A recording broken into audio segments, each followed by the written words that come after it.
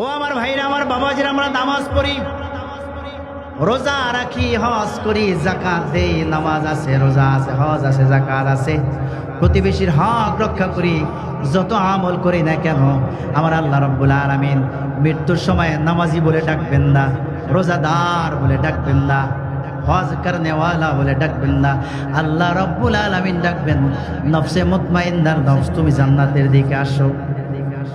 তাহলে নামাজ, রোজা, হজ, যাকাত, যত আমল আছে, পীরের দরবারে যাওয়া, যত আমল আছে, জিকির, আজকার, তাসবিহ, তাহলিল, সব কিছুর মূল উদ্দেশ্য হলো নফসটাকে ঠিক করা, আত্মাটাকে ঠিক করা। জোরে বলেন সুবহানাল্লাহ।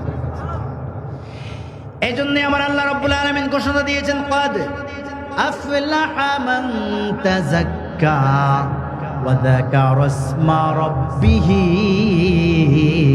ফাসাল্লা।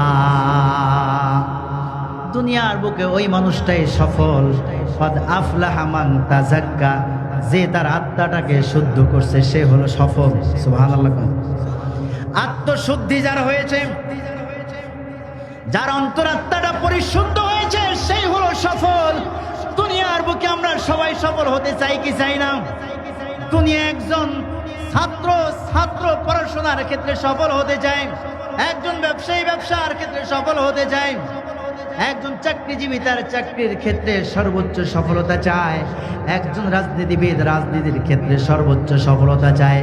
কিন্তু আমার আল্লাহ রাব্বুল আলামিন বলে দিয়েছেন, ও দুনিয়ার মানুষ, ও দুনিয়ার ইমানদারগণ, তুমি দুনিয়ায় ব্যবসায়ী হয়ে সফল হলে এটা তোমার সফলতা নয়, তুমি রাজনীতিবিদ হয়ে সফল হয়েছে এটা তোমার সফলতা নয়, তুমি ছাত্র হয়ে এ প্লাস গোল্ডেন এ প্লাস পেয়েছো এটা তোমার সফলতা নয়, তুমি মুসলমান, তুমি হলে মুসলমান, তুমি মুমিন, তোমার সফলতা হলো ক্বাদ আফলাহা মান তাযাক্কা।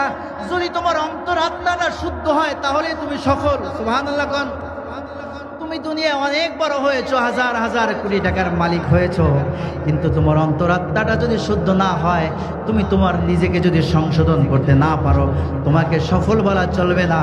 কোরআনের ভাষায় তুমি সফল না, নবীজির সুন্নাহর ভাষায় তোমাকে সফল বলার সুযোগ নাই। কথাগণ ঠিক কিনা?